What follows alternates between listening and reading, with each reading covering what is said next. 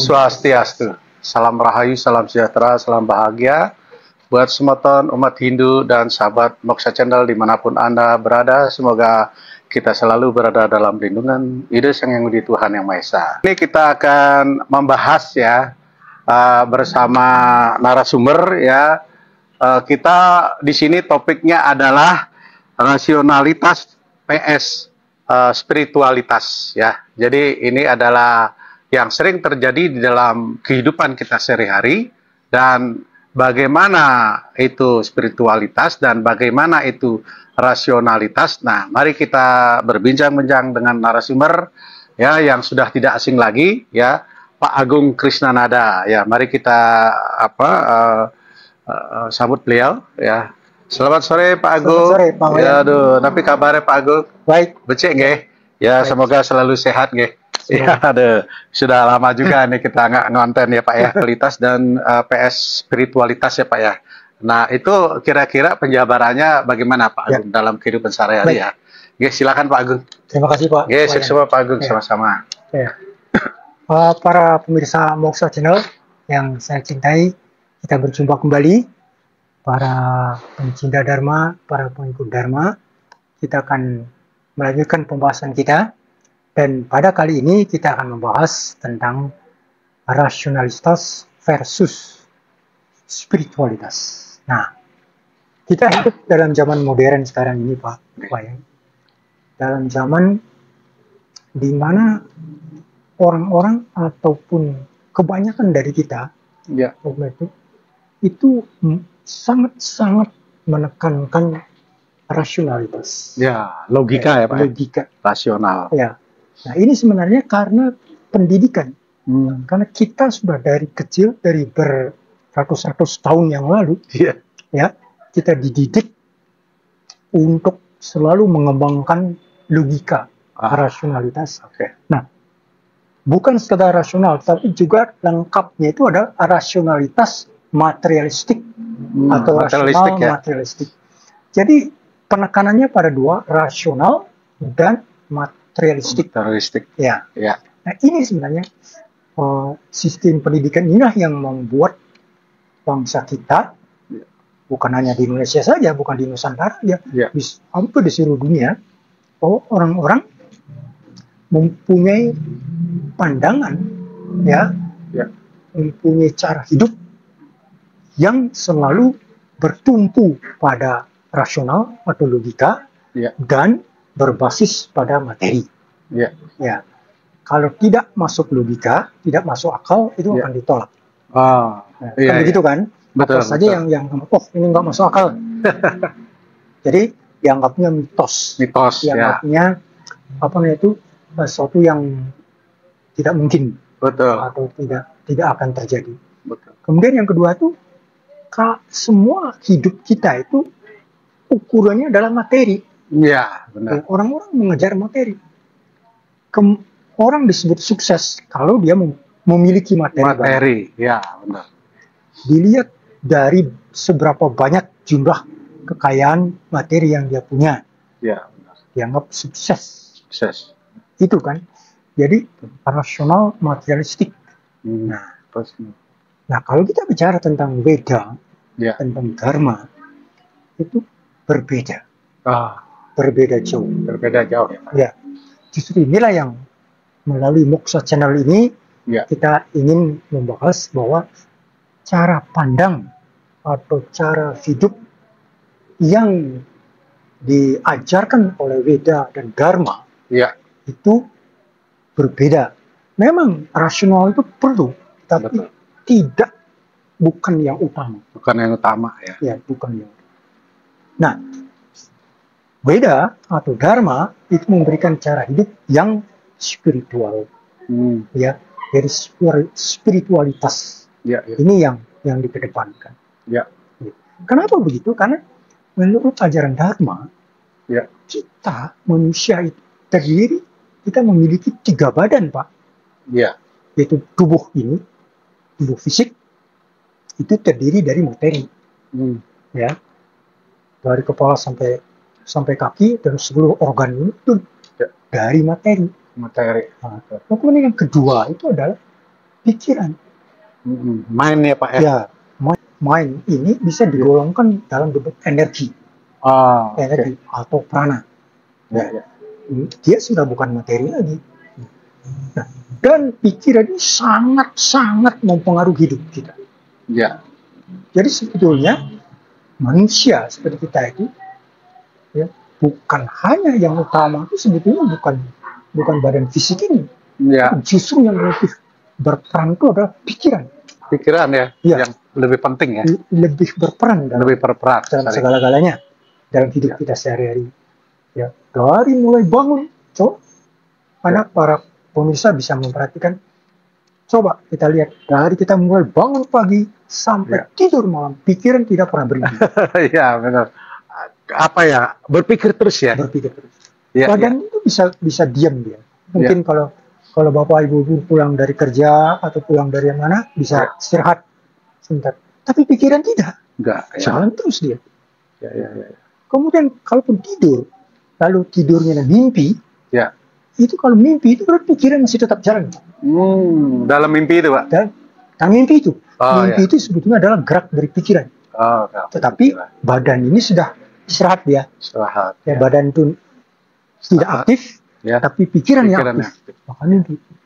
Nah, kalau kita tidur lelap atau tidur nyenyak, baru pikiran itu berhenti. Baru dia berhenti. Gitu. Tapi ini hanya terjadi hanya beberapa menit atau berapa lama, tidak terlalu lama. Oke. Kemudian badan yang ketiga itu adalah jiwa atau atma. Jiwa atman. Ya. Nah, ini yang disebut diri sejati. Diri kita yang sejati. Jadi sebenarnya menurut ajaran Veda atau Dharma, badan itu bukan kita, bukan diri kita. Pikiran juga bukan diri kita. Diri kita yang sejati itu adalah atma atau jiwa. Nah inilah sebenarnya cara pandang yang diajarkan Veda, yang diajarkan Dharma dalam kita menempuh kehidupan sehari-hari. Nah, lalu ini sebenarnya yang berbeda dengan yang kita hadapi hidup sehari-hari pada zaman modern ini. Di mana kita selalu memakai rasional, memakai logika, dan selalu bertumpu pada materi. Itu hanya terbatas pada badan fisik saja, dan pikiran juga sedikit. Sedangkan badan yang ketiga sama sekali tidak disinggung, tidak disentuh sama sekali. Menurut Veda, Pak, kebahagiaan itu hanya bisa didapat kalau kita itu bisa mencapai diri kita yang sejati. Baru kita akan bisa merasakan kebahagiaan yang disebut ananda. Kebahagiaan yang sejati. Nah, kebahagiaan yang kita dapat sehari-hari sekarang ini, katakanlah misalnya kita dapat uang, rasa senang, kita punya mobil, kita punya rumah, kita punya keluarga, istri, suami.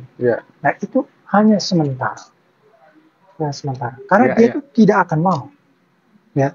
Suatu saat akan menghilang atau memudar. Demikian, tidak tetap.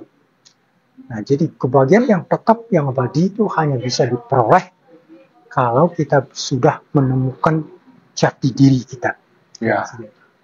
Maka itu, menurut ajaran Veda itu adalah kita harus menyeimbangkan ini, 3 badan ini, 3 unsur dalam diri kita. Jadi unsur materi, unsur pikiran atau energi, dan unsur jiwa atau atma. Ini harus dikembangkan, harus dikuasai, difahami, dimengerti dengan baik, dan juga dikembangkan. Yang pertama contohnya, misalnya ini menurut Dharma badan fisik itu. Badan fisik itu yang utama itu adalah faktor utama. Badan fisik itu akan menjadi sehat, dia berfungsi dengan baik kalau mendapat makanan yang baik, yang bagus, yang sehat.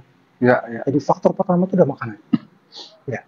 Kalau makanannya tidak bagus, maka badan fisik akan rusak atau sakit dan sebagainya. Oh gitu.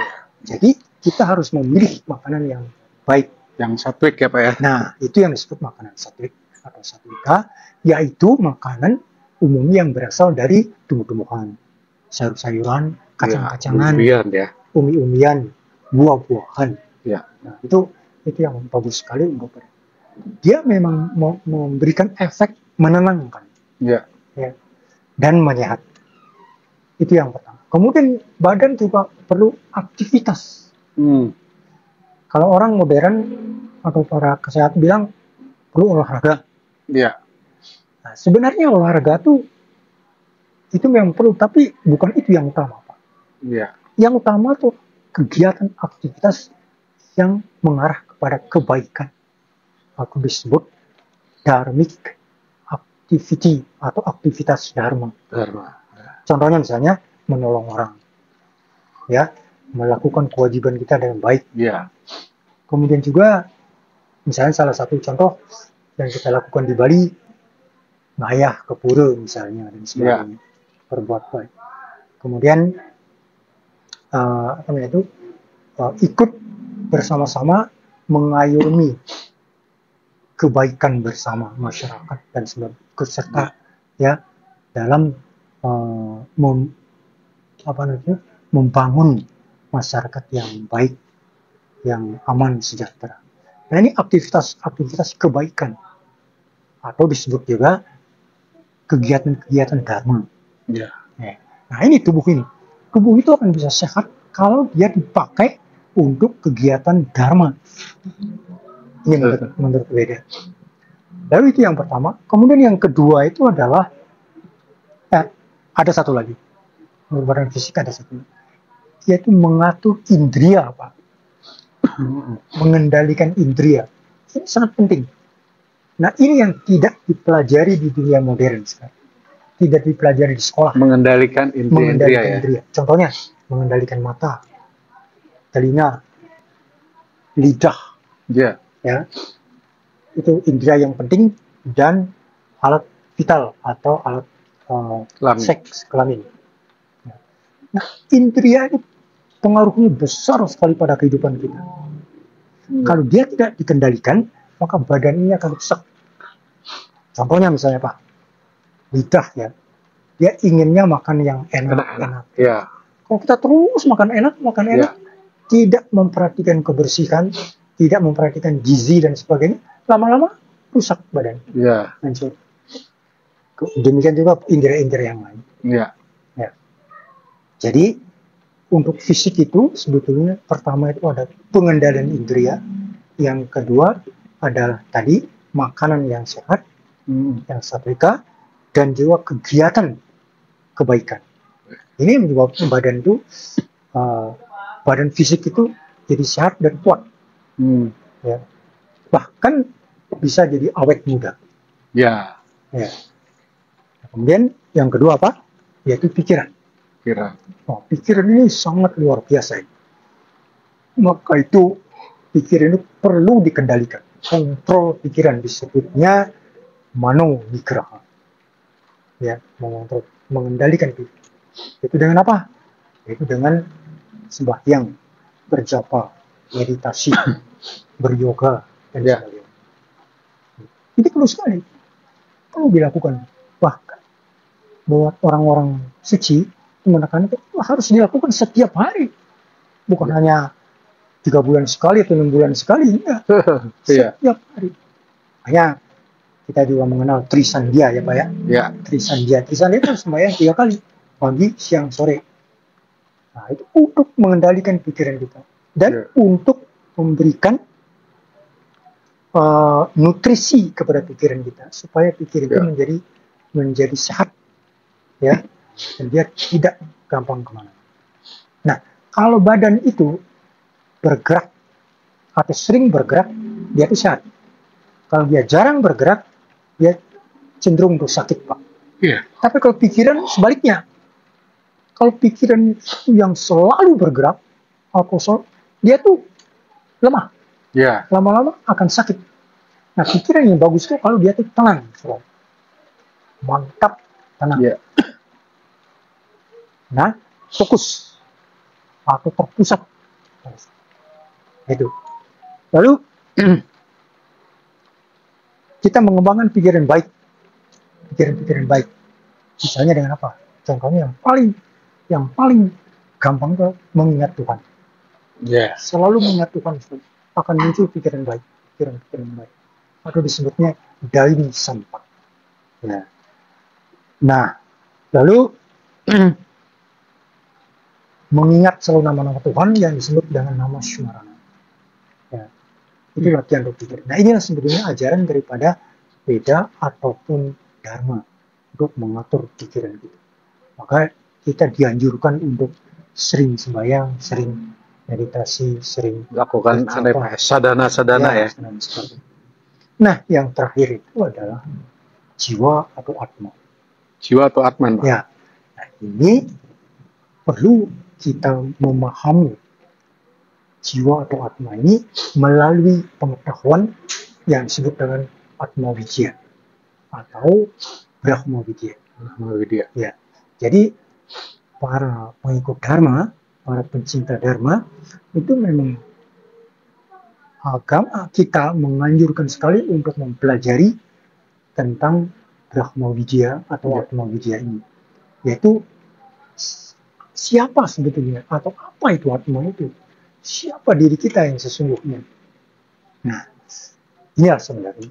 Nah, cirinya itu sebenarnya yang daripada Atma itu adalah kasih sayang, kesabaran, ketenangan, santi, ya, kasih sayang, prema, kebenaran, setia. Nah, kalau dia udah muncul, maka orang itu akan sudah mendekati diri sejati. Ini harus dikembangkan. Mengembangkan kebenaran artinya berbicara jujur, bertindak baik dan sebagainya. Kemudian mengembangkan kasih sayang, ya, dan seterusnya. Nah, inilah Pak. Nah, ini sebenarnya spiritualitas. Jadi kata spiritualitas di sini itu bukan berarti spiritual dan berarti makhluk-makhluk halus, bukan itu Pak. Spiritual di sini berarti jiwa atau atma atau diri sejati. Nah, ini harus dikembangkan dalam kehidupan kita sehari-hari, menjadikan dasar daripada semua aktivitas kita. Maka disebutnya spiritual oriented, berorientasi pada spiritual, orientasi pada diri sejati, pada diri kita. Nah, yang paling utama itu adalah kita sudah mengenal dalam ajaran kita disebut Trikaya Parisuddha. Ya, Trikaya Parisuddha ya. Ya, yaitu pertama berbuat baik atau kaika. Ya. Berbuat baik. Yang kedua berbicara baik, wacita, dan yang ketiga berpikir baik. Ya. Nah, ini dasarnya Pak. Dasar dari spiritual itu disebut. Dasarnya Trikaya Parisuddha itu ya Pak. Perbuatan baik, perkataan baik, dan ucapan yang baik. Ucapan yang baik. Nah, kalau ini sudah berkembang, ini merupakan tolok ukur dari kemajuan spiritual.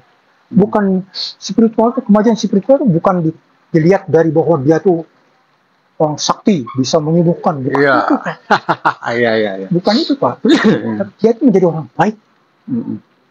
Berbicara halus, benar, lembut, peduli ya. Peduli pada orang lain, suka menolong, berbuat baik, ya. Kemudian berpikir baik. Selalu memikirkan kebaikan, bukan destruktif, tapi konstruktif. Nah, ini merupakan tolok ukur kemajuan. Nah, jadi kembali seperti judul yang tadi, inilah yang harus dikembangkan dalam kehidupan kita sehari-hari. Ya, di samping kita hidup memerlukan logika, rasio, itu memang perlu, tapi itu bukan yang utama, bukan yang dasar.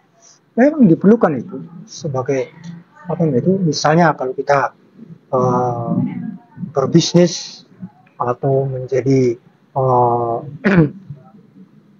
para ilmuwan dan sebagainya itu memang harus berpikir kritis, membuat logika. Tetapi itu tidak segala-galanya. Spiritual itu juga perlu. Jadi kehidupan itu harus diseimbangkan. Nah, yang sekarang itu adalah orang-orang, atau kita lihat di mana saja, orang itu selalu menekankan rasional dan materi, mengabaikan spiritual, mengabaikan yang tadi itu, trikaya parisuddha diabaikan, perilaku baik, moral itu diabaikan sama sekali. Yang paling untung, pokoknya itu nggak bisa, Pak. Kebahagiaan itu hanya bisa didapat dengan kata ini, menurut Dharma ya, menurut Veda, kebahagiaan itu hanya bisa didapat dengan kedamaian. Kalau orang tidak damai, dia tidak mungkin bahagia. Nah, kedamaian itu hanya bisa didapat kalau kita itu selalu punya pikiran baik, perkataan baik, dan perbuatan baik. Ya, dan selalu berpikir tentang Tuhan, tentang kebaikan dan sebagainya. Nah ini harus diselaraskan. Begitu Pak Pen. Oke. Jadi yang rasa cukup panjang lebar ya Pak untuk penjelasannya mengenai spiritual dan rasionalitas ya Pak ya. Memang di dunia zaman sekarang ini, di Kaliyuga ini ya, zaman Kaliyuga ini ya, memang mereka pasti memang lebih mementingkan rasionalitas ya Pak ya, logika ya Pak ya. Nah ini memang bahkan di dunia medsos, dunia media sosial ini justru agama ini sekarang nih sudah dijadikan perdebatan karena mereka itu terlalu memakai logika dan rasionalitas. Ya seperti tadi bilang bahwa memang juga tidak mengenyampingkan logika dan rasionalitas ya Pak ya. Tetapi itu bukan utama ya Pak ya. Ya jadi saya rasa yang cukup sekian Pak Agung untuk penjelasan yang sudah panjang lebar. Kita